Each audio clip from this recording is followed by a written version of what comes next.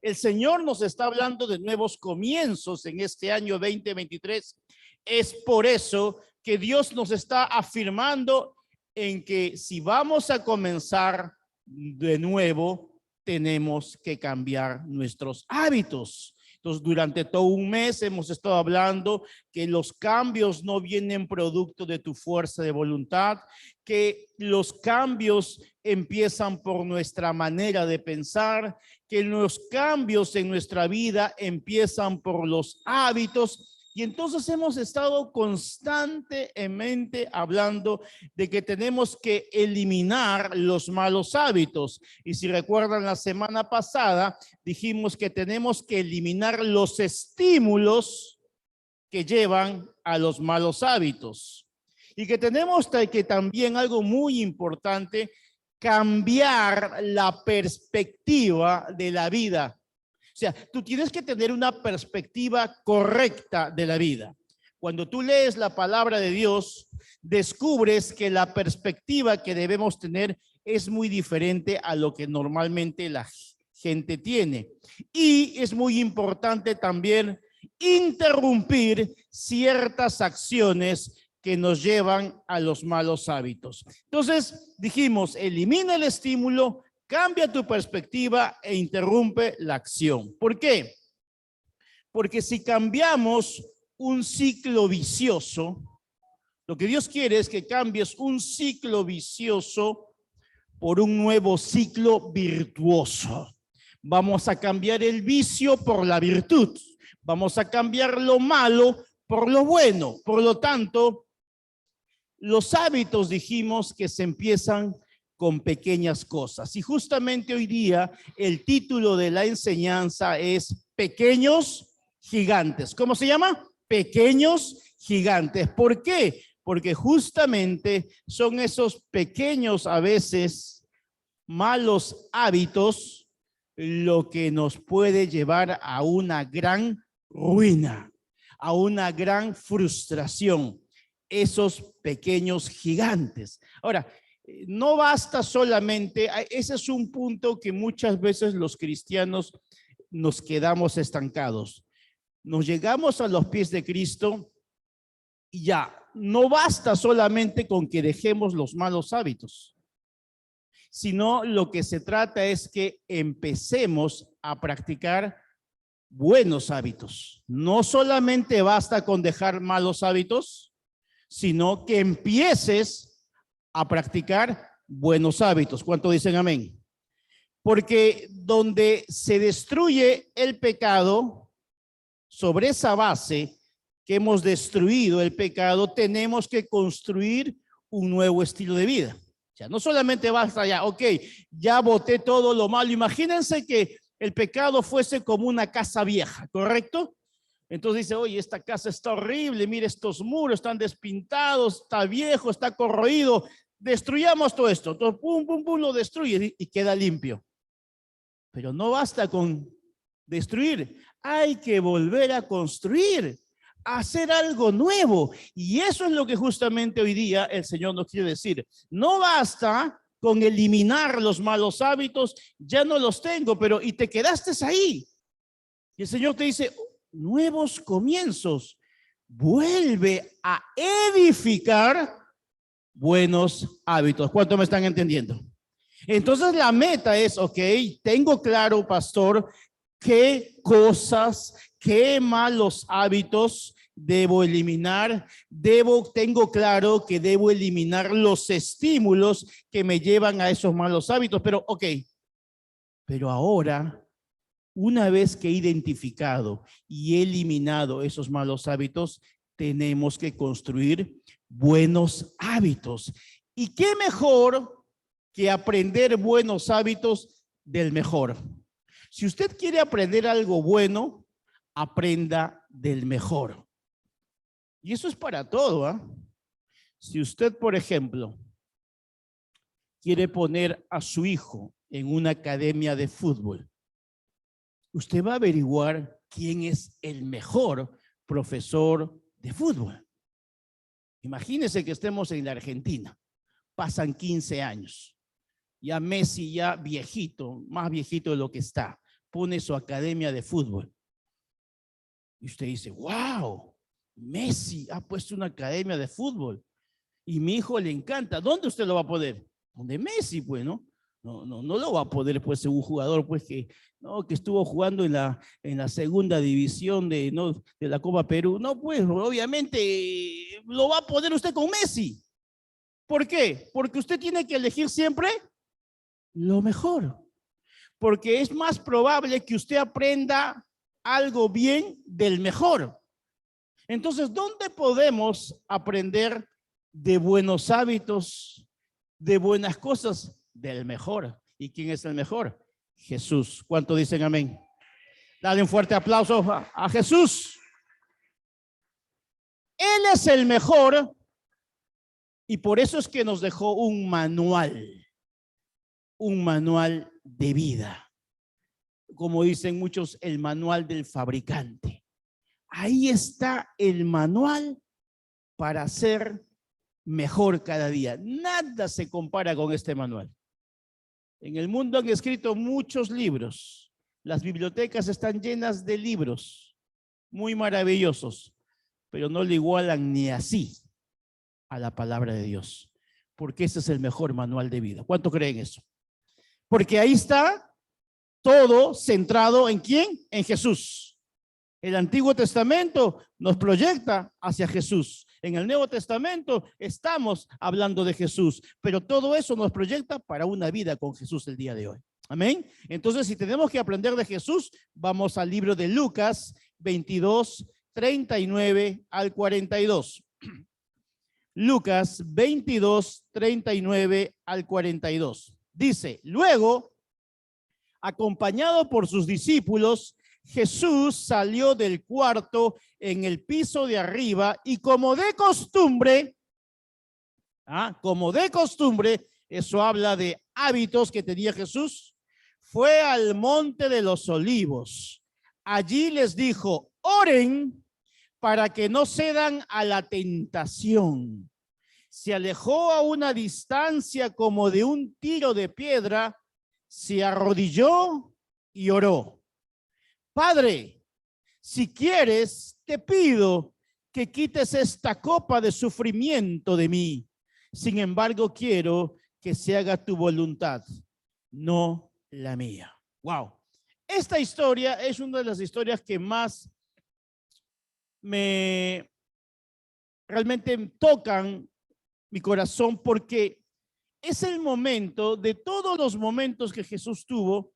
Yo considero que en Getsemaní, porque esto sucedió en Getsemaní, es donde Jesús prueba la mayor situación complicada de su vida. Fue probado en un momento muy adverso. Sin embargo, él estaba acompañado de sus discípulos, pero él ya tenía el hábito o la costumbre de orar siempre. Dice, y como de costumbre, o sea, Jesús siempre se iba a orar. Y sus discípulos veían eso. Y él en ese momento hace una oración muy, pero muy complicada. El mismo Jesús le dice, Señor, si puedes hacerme pasar de esta prueba, pero que no se haga mi voluntad, sino la tuya. Yo creo que esas palabras deben ser un ejemplo para tu vida cada vez que pases una adversidad muy complicada. Que le digas las mismas palabras a Jesús. Jesús, si puedes, quita de mí esta prueba, pero que no se haga mi voluntad, sino la tuya. ¿Cuántos van a comenzar a practicar hacer eso? Amén. Eso es para valientes, Esos son para aquellos que realmente siguen a Jesús. Porque si Jesús nos habla de ejemplo y de buenos hábitos, acá nos está diciendo lo que hizo Jesús en el momento de la adversidad más grave, más alta que tuvo Jesús antes de ir a la cruz. Y tus adversidades y mis adversidades no son nada comparada con la de Jesús. Y si Jesús hizo esto, hay que imitarlo. Amén. Pero bueno, aquí vemos a Jesús que va al monte de los olivos y ya tenía el hábito y la costumbre de orar. Por eso que es muy importante, amados hermanos, que los buenos hábitos los ejercitemos en los momentos de tranquilidad. para que cuando vengan los momentos de adversidad, te agarres ya con ese hábito de orar. Lamentablemente muchos creyentes aprenden a orar y a buscar a Dios de corazón recién cuando viene la adversidad. Y es más complicado practicar un hábito que no lo has hecho en los momentos de felicidad, es más complicado hacerlo en los momentos de adversidad. Y es por eso que se desesperan y buscan, por favor, pastor, ore por esto, hermano, oren, por favor, oren. A todo el mundo le piden que oren. ¿Por qué? Porque ellos no han desarrollado el hábito de la oración. Jesús ya tenía por costumbre hacer eso. Jesús tenía que enfrentar un momento muy difícil. Iba a ser crucificado. Pero ¿qué lo sostuvo a Jesús en ese momento? Sus buenos hábitos. ¿Qué te van a sostener a ti en los momentos difíciles? Lo que te va a sostener son tus buenos hábitos. ¿Cuántos dicen amén? Porque los buenos hábitos te van a fortalecer en los momentos de debilidad. Los buenos hábitos te van a fortalecer en los momentos de debilidad o de adversidad. Por lo tanto, es importante, amados hermanos, en que nosotros desarrollemos ese hábito, porque van a venir momentos de debilidad y de adversidad, van a venir. Por eso el Señor te está diciendo, nuevos comienzos. Desarrolla buenos hábitos. Desarrolla principios espirituales, porque esos son el ancla que te van a sostener en los momentos de adversidad. Cuando un barco, por más grande que esté, por más grande que este sea, por más tormenta que venga, todo barco, cuando está, digamos, estacionado, está anclado. No sé si usted ha visto cómo es un ancla. Un ancla es un fierro, pero fuerte, que queda en la tierra. Y ese barco puede venir una tormenta, puede venir una gran lluvia, y ese barco ni se mueve. ¿Por qué? ¿Qué lo sostiene? El ancla. Y tus buenos hábitos en Cristo Jesús tienen que ser un ancla en los momentos de adversidad. ¿Cuántos dicen amén? A darle un aplauso a Dios por eso.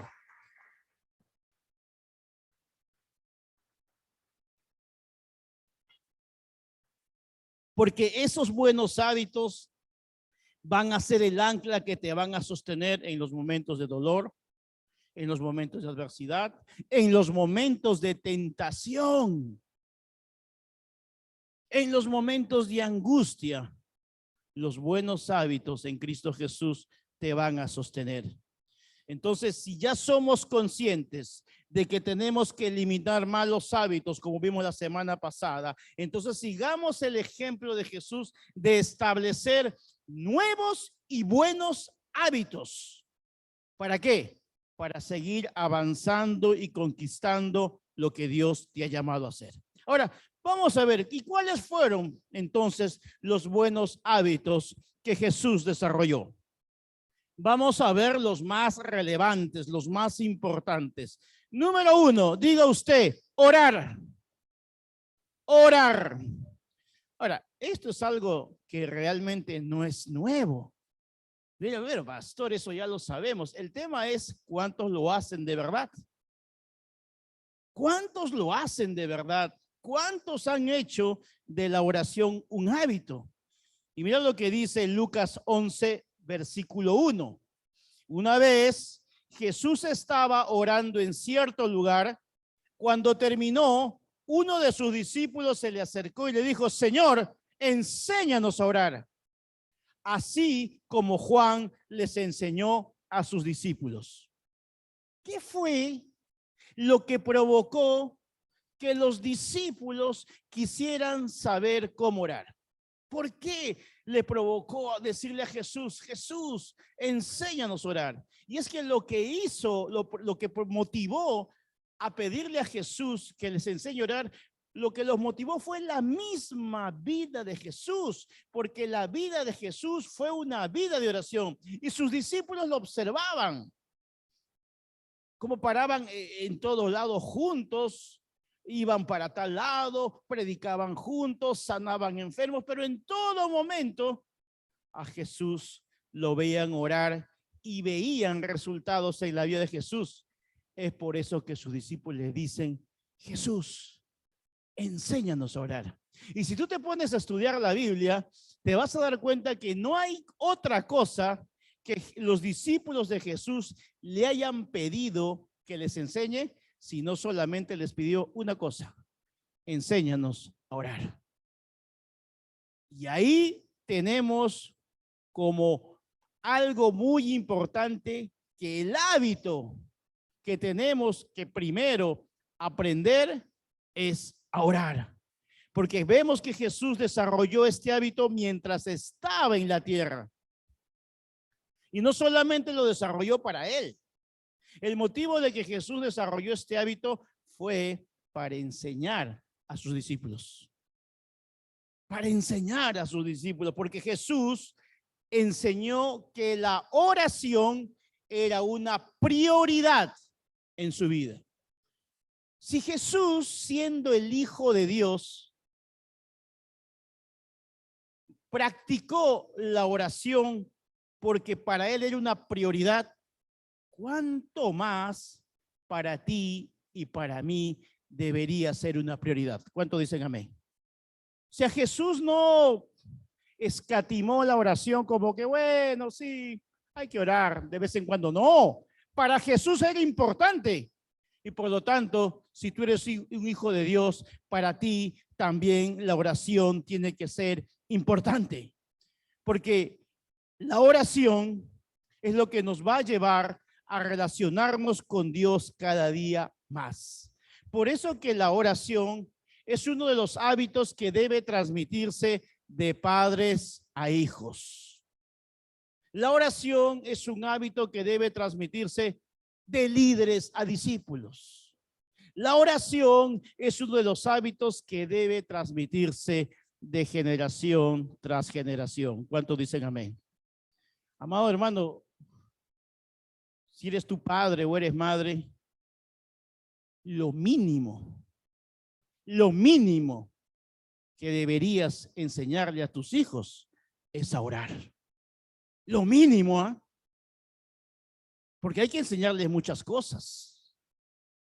Pero lo básico es que a tus hijos les enseñes a orar, porque cuando tú a tus hijos les enseñas a orar, les estás enseñando a depender de Dios. Porque te lo he dicho varias veces, un día tú no vas a estar con ellos. Tú no eres eterno, tú no eres eterna. Y si a tus hijos no les enseñaste a orar, es entonces que no les enseñaste a depender de Dios, sino solamente a depender de ti.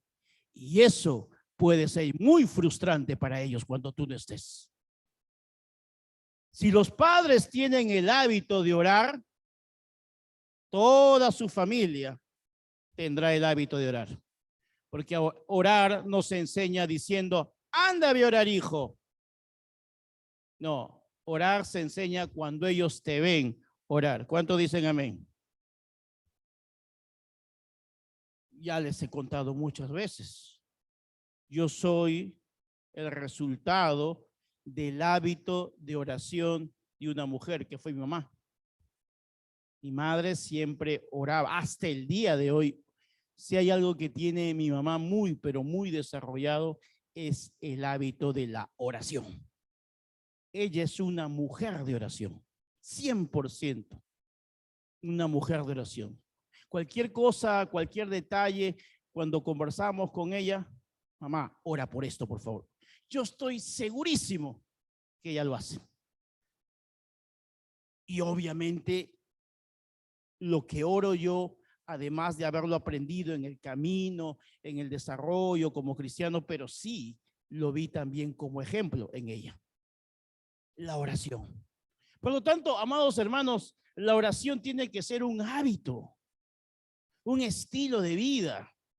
No solamente orar como si, siempre les digo, como si Jesús fuese un bombero, solamente cuando tienes problemas, cuando recibes un diagnóstico de una enfermedad, cuando no puedes pagar la deuda, recién en ese momento, hay que orar. No, La oración tiene que ser un estilo de vida. Por eso nunca dejes de orar por tu familia. ¿Cuántos dicen amén? Lucas 18:1 dice, Jesús les contó una historia a sus discípulos para enseñarles que debían orar siempre y sin desanimarse. ¿Cómo tenemos que orar? Siempre y sin desanimarnos. Convierte tu preocupación en una oración. Personas constantemente preocupadas y constantemente afanadas, señal de que son personas que lo que menos hacen es orar. Porque si has orado por ese problema, ¿por qué te sigues preocupando si ya oraste? Yo conozco mucha gente que ora bastante, pero da la impresión que no ha orado tampoco. Pero no, ya no oraste, sí, pero es que lo que pasa, si se trata de que la oración es volcar, revertir todo lo que tenemos, nuestras dudas, nuestras tristezas, nuestras incredulidades, llevárselas a Jesús, ponerlas en la cruz del Calvario, espiritualmente hablando, ¿para qué? Para llenarnos de fe, de ánimo. Por eso dice, debían orar siempre y sin desanimarse. Una persona que no ora, por lo general, es porque se deja llevar por el desánimo, por la preocupación y por el afán. Muchas personas oran solamente cuando están, como les digo, en problemas.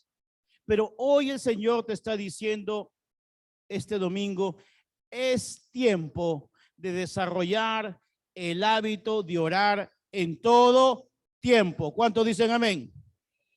Porque si tienes tanto tiempo para preocuparte,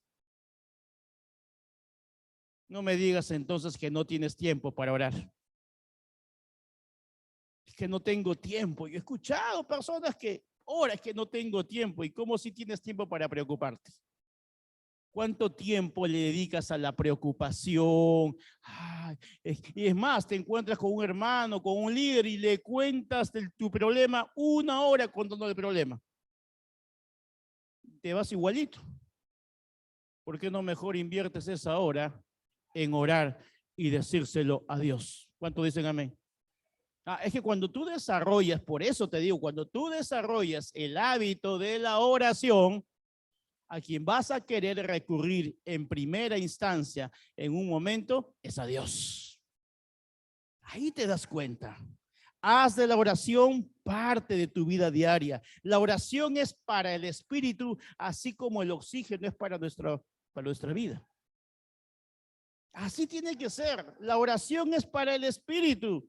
Así como el oxígeno necesitamos para el cuerpo, de la misma manera, así de vital, así de necesario, tiene que ser la oración en nuestra vida.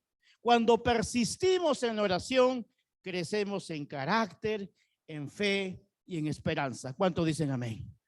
Pero dice persistir en oración, porque la oración tiene el poder de cambiar el ambiente, tiene el poder de cambiar las circunstancias, tiene el poder de cambiar aún las emociones, tiene el poder de cambiar muchas cosas, ya sea en tu casa, ya sea en tu trabajo, en el ministerio. Hay poder en la oración en el nombre de Jesús. No hagas lo contrario. Hay familias que tienen el hábito de gritar, discutir, de pelear en lugar de orar. No, eso es un mal hábito, por ejemplo. En lugar de gritar, ponte a orar.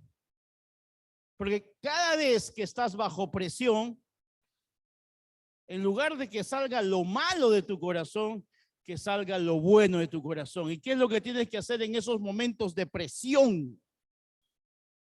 Es el mejor momento para ponerse a orar. ¿A cuánto Dios le está hablando? Porque cuando el hábito de la oración se practica, entonces tú vas a traer la presencia de Dios a tu casa. ¿Sabes qué? Tú no necesitas necesariamente, no necesariamente estoy diciendo, necesitas tener una casa llena de lujos y de cosas para que tu casa sea hermosa. Basta con que la presencia de Dios esté en tu casa y esa casa, persona que entre, la va a ver hermosa. ¿Sabes por qué? Porque ahí se ha practicado el hábito de la oración. Dale un fuerte aplauso a Dios.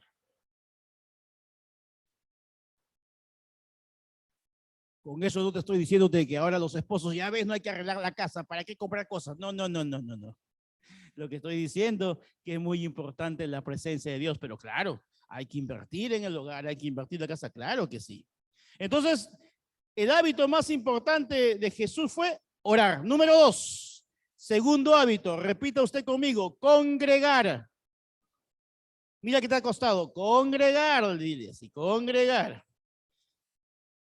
Y no es por Zoom, presencial. Ya se pasó ya la pandemia. Lucas 4:16.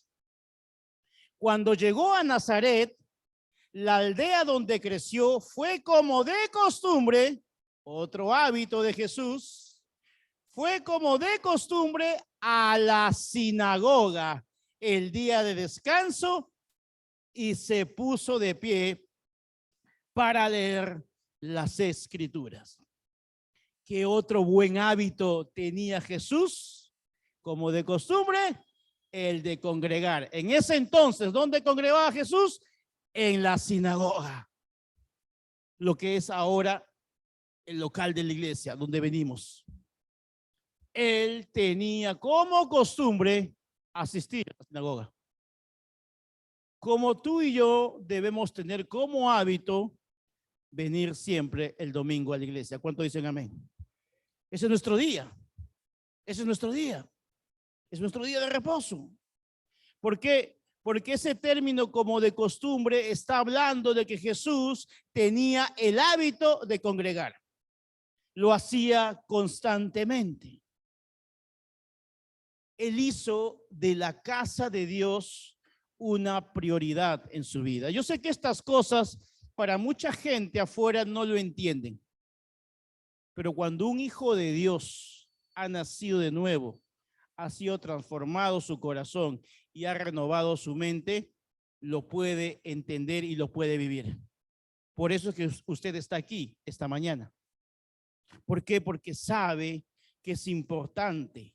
Entonces vemos que Jesús tuvo el hábito de congregar y su ejemplo de Jesús, el ejemplo de Jesús de congregar hace que nuestras excusas para no asistir a la iglesia pues sean débiles o hasta egoístas. Si hemos dicho que tenemos que aprender del mejor, y si Jesús tenía el hábito de congregar, ¿qué excusa tienes para no congregar? Eso tiene que ser un estilo de vida, siempre en nosotros. Debemos convertirnos en esos cristianos que realmente siempre congreguemos. El año tiene 52 domingos aproximadamente. 52 domingos. No es nada con los 365 días que Dios nos da. Y lo mínimo que Dios te pide de los 365 días, lo mínimo, eso es cristianismo básico, es que, bueno, el domingo no dejes de congregar. ¿Cuántos dicen amén? Son 52 domingos solamente. Y eso tiene que ser un hábito, no hacerlo por religiosidad, sino como buen hábito, que es muy diferente. Ahora, venimos de una pandemia, de una cuarentena, y a cuántas personas se les hizo muy difícil volver a congregar. Aquellos que no tenían el hábito de congregar. Simple. Oye, ¿qué pasó? La iglesia se abrió. El hermanito apareció después de un año todavía. ¿Por qué? Porque no tenía el hábito de congregar. Pero los que tenemos el hábito de congregar, ni bien se abrió la iglesia, vinimos aquí. ¿Cuántos dicen amén? Porque se desarrolló un buen hábito. Y estamos hablando de buenos hábitos. Por eso que usted está aquí, porque usted tiene el buen hábito de congregar. Por eso que Jesús no solamente asistía a la iglesia, escuche bien, Jesús no solamente asistía a la iglesia, Jesús era parte de la iglesia. ¿Cuántos son parte de la iglesia? Ah, eso es una cosa, ¿no? Asistir a la iglesia y otra cosa es ser parte de la iglesia. Eso significa que Jesús estaba involucrado. O sea, para Jesús la iglesia no era, bueno, es una actividad más. No, no es una actividad más. Venir a la iglesia es una necesidad para poder desarrollarnos espiritualmente. ¿Cuánto dicen amén? Yo entiendo, como siempre les dije, que en momentos de pandemia dejamos de congregar por una situación que ya era ajena a nuestra voluntad, pero decidimos seguir buscando a Dios en casa. Pero el hecho de que ahora se abra la iglesia, no, pero pastor, entonces me quedo en casa. No, porque siempre la iglesia, siempre congregar va a ser un instrumento por el cual Dios nos ayuda a fortalecernos. Creo, no hubiese sido igual en mi vida estos años que tengo en Cristo si no hubiese congregado. No hubiese podido ser fácil. Era importante, necesario congregar, conocer a otros hermanos, estar en ese ambiente. Claro que ayuda. Por eso que cuando tú asistes a la iglesia, no es que le estés haciendo un favor a Dios, ni al pastor, ni a tu líder. No. Cuando tú vienes a la iglesia, el que sale realmente beneficiado eres tú. ¿Cuántos dicen amén? Tú eres el principal beneficiado. No, que bueno, ya vamos a ir porque el pastor ha dicho que hay que ir a la iglesia. Mi líder me tiene ahí, dale, me para llamando. No, pues no lo hagas por eso. Tú tienes que desarrollar el buen hábito. Pero para desarrollar un buen hábito, tienes que estar apasionado por Dios. Todo empieza ahí. Lucas 2:46 dice, 3 días después, por fin lo encontraron en el templo, sentado entre los maestros religiosos, escuchándolos y haciéndoles preguntas. Jesús tenía, creo, 12 años. Ya entiendo por qué Jesús desarrolló pues ese hábito de ir a la sinagoga. Si desde niño se escapaba de su papá José y María. ¿Dónde está Jesús? Se iba a la iglesia. 12 años y estaba conversando con los maestros de la ley. Y los maestros se quedaban sorprendidos de Jesús por su sabiduría. ¿Dónde desarrolló el hábito? ¿Desde cuándo desarrolló el hábito Jesús? Desde niño. Y es lo mismo que tú tienes que comenzar a desarrollar en tus hijos. Y eso es lo que muchas veces veo. Kids. Muchos padres aquí presentes, sus hijos no los involucran en nada, pero para el colegio sí.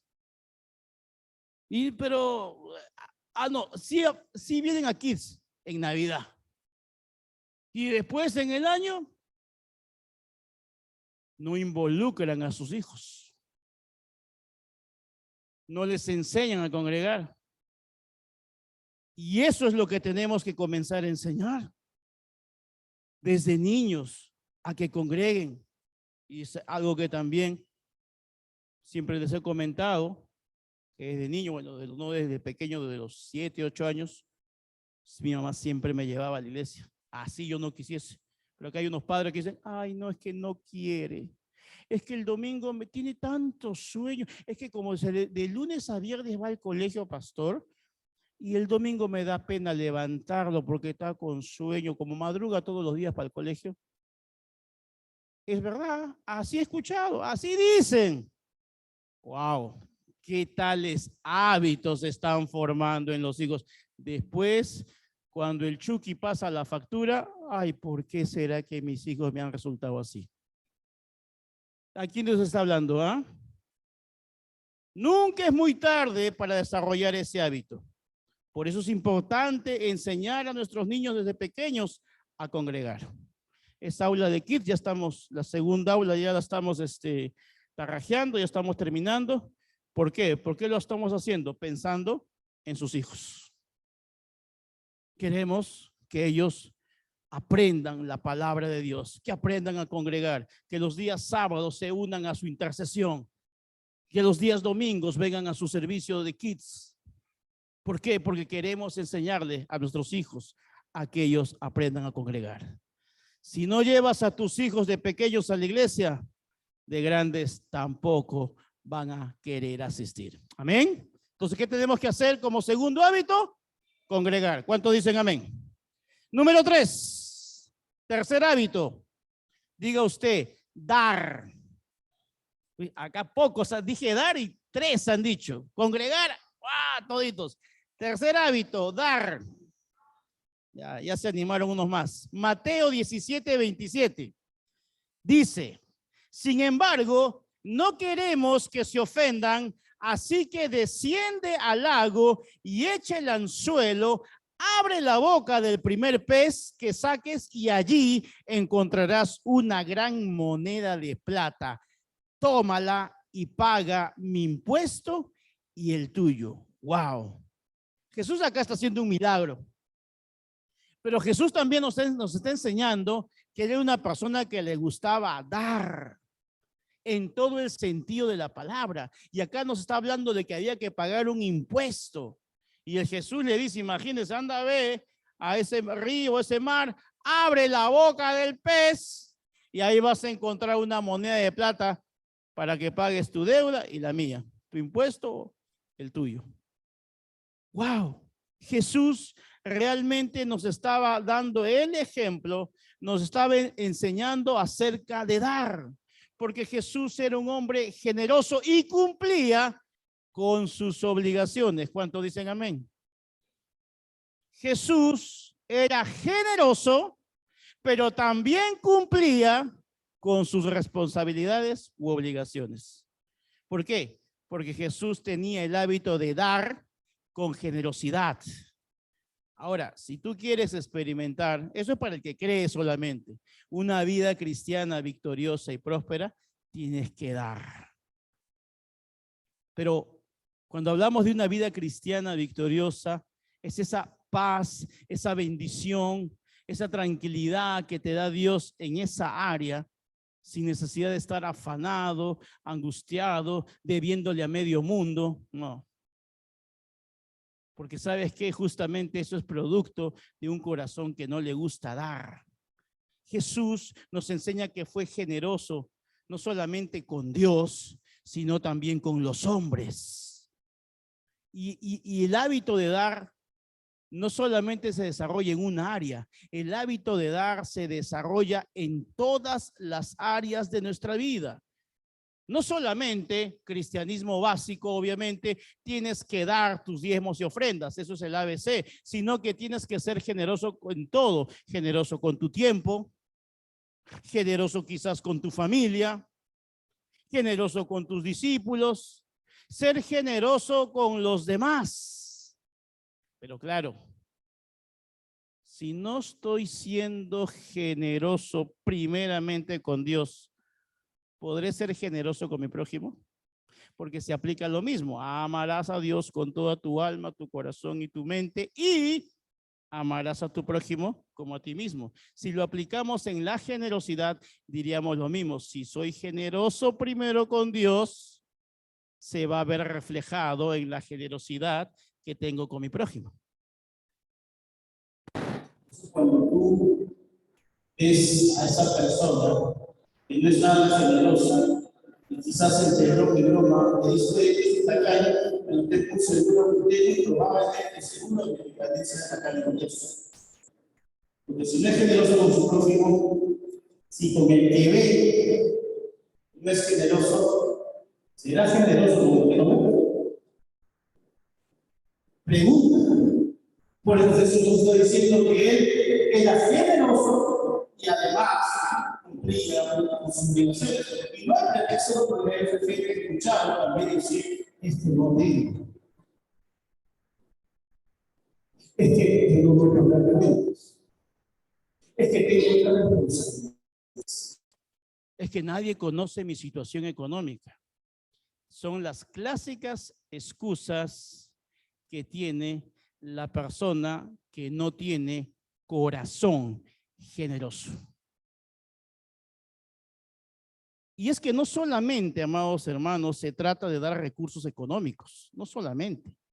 La generosidad se ve en actitudes, se ve en el comportamiento. Tú eres generoso, a veces inclusive puedes ser generoso con tu servicio, con tus palabras. Hay muchas formas de manifestar tu generosidad, porque tú dirás, pastor, Dios sabe en mi corazón que a veces yo quisiera dar más, pero sin embargo se te ve que eres generoso en muchas formas de tu vida, en muchas maneras.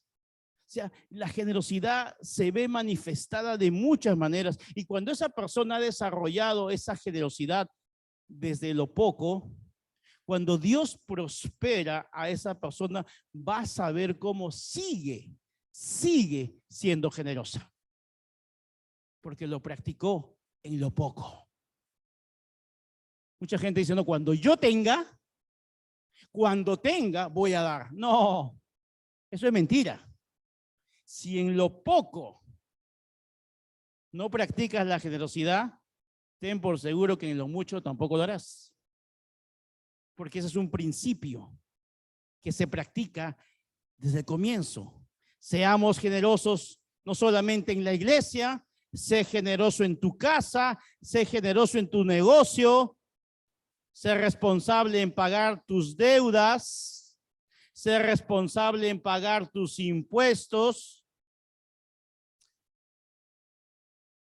Si tienes una empresa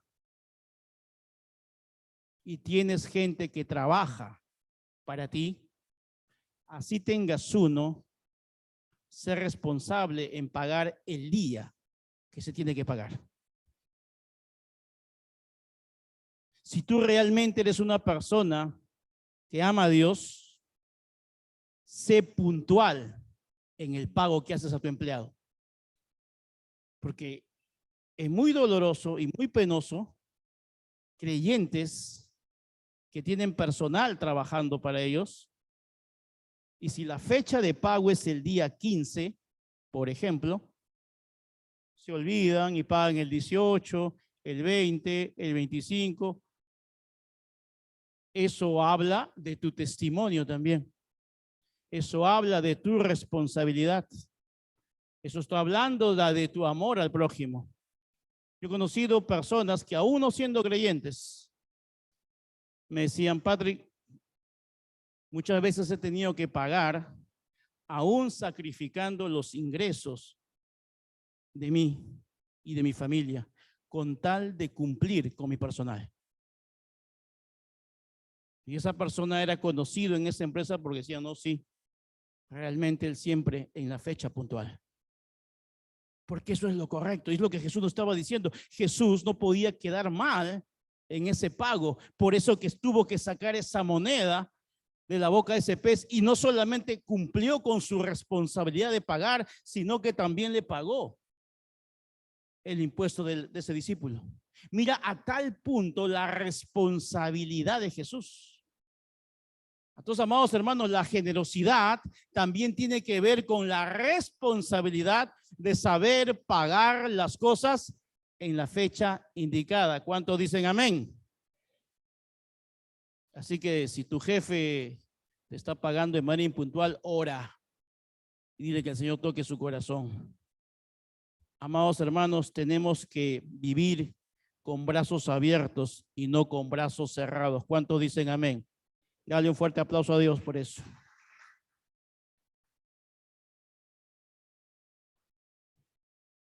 Entonces hemos dicho, primer hábito, orar. Segundo hábito, congregar. Tercer hábito, dar. Cuarto hábito, diga usted, servir. Servir. Otro hábito muy importante de los hijos de Dios. Juan capítulo 13, versículo del 12 al 14. Dice, después de lavarles los pies, se puso otra vez el manto, se sentó y preguntó, ¿entienden lo que acabo de hacer? Ustedes me llaman maestro y señor, y tienen razón, porque es lo que soy. Y dado que yo, su señor y maestro, les he lavado los pies, ustedes deben lavarse los pies unos a otros. ¡Wow! ¿No les dije que estamos aprendiendo del mejor? Estamos aprendiendo del mejor. Y Jesús nos estaba dando no solo de palabras, porque de palabras es muy fácil las cosas. Jesús estaba dando el ejemplo con sus acciones y le dice, es cierto que yo soy su Señor, es cierto que soy su maestro, pero si les he lavado los pies, lo he hecho con el fin de que ustedes hagan lo mismo. ¿Qué estaba queriendo enseñar Jesús? Nos estaba queriendo enseñar a tener el hábito de servir. Porque lavar los pies era un sinónimo. Jesús estaba sirviendo. Y el mayor es el que sirve. En el mundo se piensa al revés. No, yo soy el jefe, yo soy la autoridad, yo soy el que tengo el cargo, todos me sirven a mí. Esa es la mentalidad de afuera, pero en Cristo Jesús es diferente. Jesús, siendo el mayor, fue el que sirvió. Por eso es que el Señor te está diciendo, si tú eres cristiano, tú tienes que tener el hábito de servir. Y no se trata de servir solamente en un evento. Se trata de que el servicio sea un estilo de vida. Yo le agradezco a Dios por la iglesia donde congregamos, porque si hay algo que sellaron en nuestro corazón a mí y a mi esposa desde que nos convertimos, fue el servir. Porque desde que nos convertimos, amados hermanos, no hemos parado de servir. Yo no aprendí a servir siendo pastor, no. Yo aprendí a servir desde que me convertí al Señor. Y muchas veces la gente no lo entendía, ni la familia a veces lo entendía. Porque a veces estábamos lunes, martes, miércoles, jueves, sí. A veces toda la semana. Pero nunca lo hicimos con molestia. Nunca lo hicimos con incomodidad. A pesar de que teníamos, como usted, ahora, un trabajo secular desde las 7 de la mañana, 8 de la mañana, hasta las 6 de la tarde, 7 de la noche, y con las distancias que son en Lima, sin embargo, teníamos el mismo hábito de servir. Grupos de conexión, escuela de liderazgo, sirviendo como mujer de lunes a domingo. Pero cuando uno tiene el hábito de servir, no lo ve como carga. Al contrario, lo disfruta.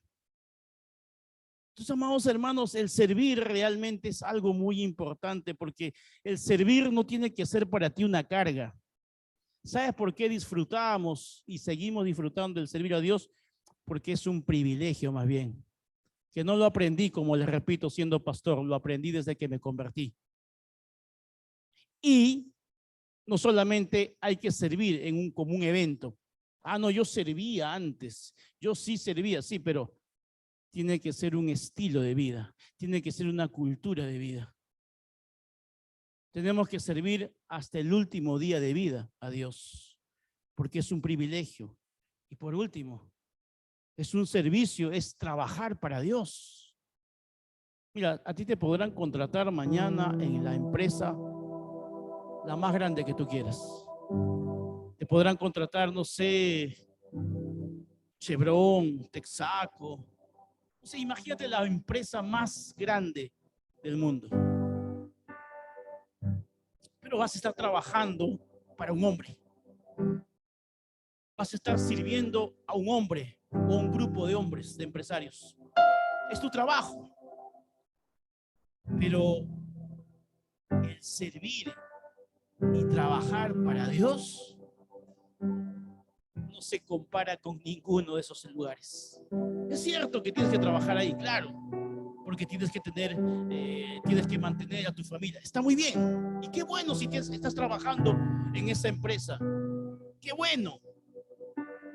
Pero así también como sirves en esa empresa por un sueldo, porque quizás por ese sueldo cuidas ese trabajo, porque no quieres perder y te esmeras, te esfuerzas en ser el mejor en esa empresa. ¿Y por qué para Jesús no puedes hacer lo mismo? ¿Por qué no puedes tú poner la misma pasión, ganas? ¿Cuál es tu motivación? ¿Qué te motiva a servir a Dios?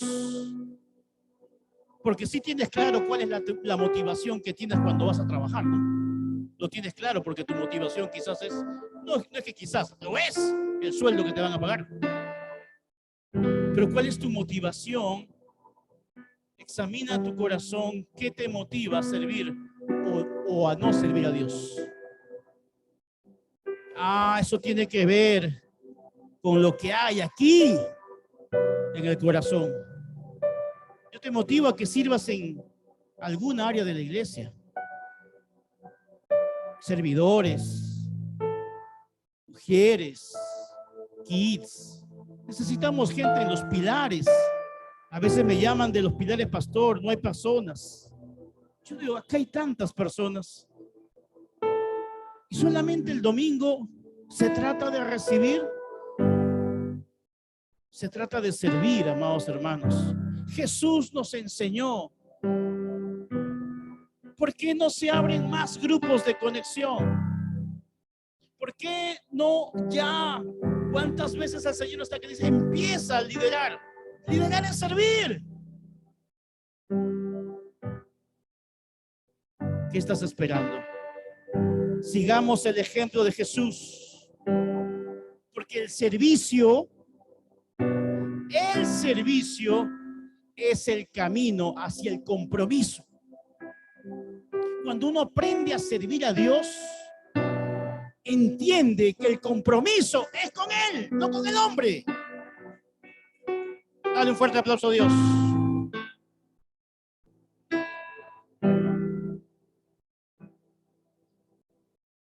A medida que sirves más, te enamoras más de Dios. Te comprometes más con Dios.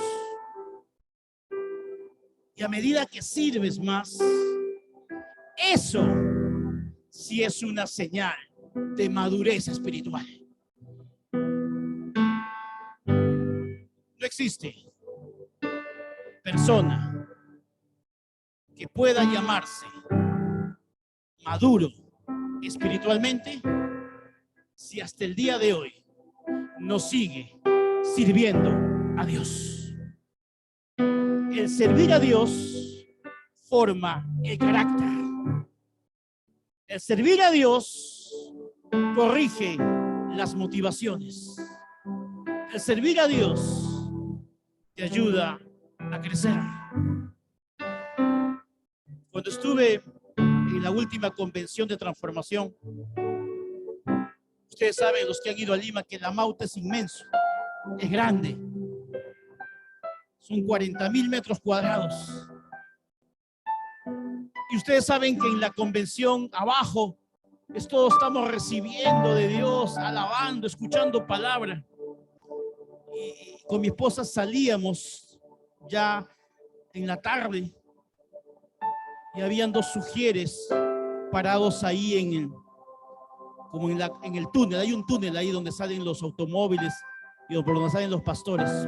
Ellos estaban parados desde que yo llegué, 8:30 de la mañana. Salí de esa convención 7 de la noche y los vi a los mismos paraditos ahí. Yo les dije, me preguntaron, pastor, ¿qué tal estuvo adentro? Tremendo, le dije. Uy, wow. No perdí. No te has perdido nada, le dije. Tú aquí parado, sirviendo a Dios, has aprendido más que yo adentro, le digo. Porque acá se aprende a servir a Dios. Acá, paradito que estás, acá se aprende a crecer espiritualmente. Y ellos se quedaron mirándome. Es verdad, pastor Betsy.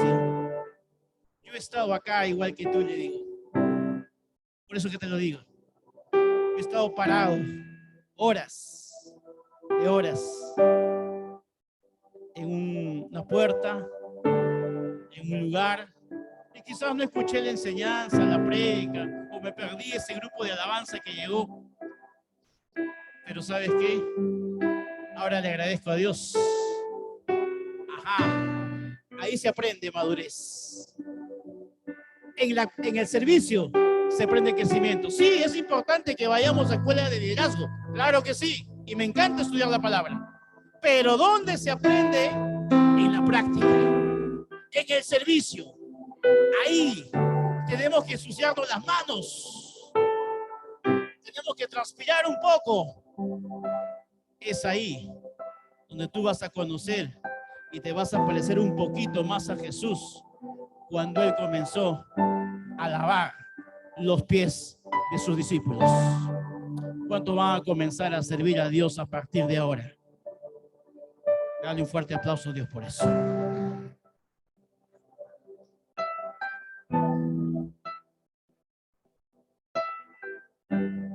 Orar, congregar, dar y servir. 4 pilares, 4 muy buenos hábitos que los practicó Jesús. Y si esos hábitos los practicó Jesús, ¿cuánto más tú y yo deberíamos practicarlos? Amén. ¿Hay alguna persona que hoy día vino por primera vez? Levánteme su mano, por favor. Alguien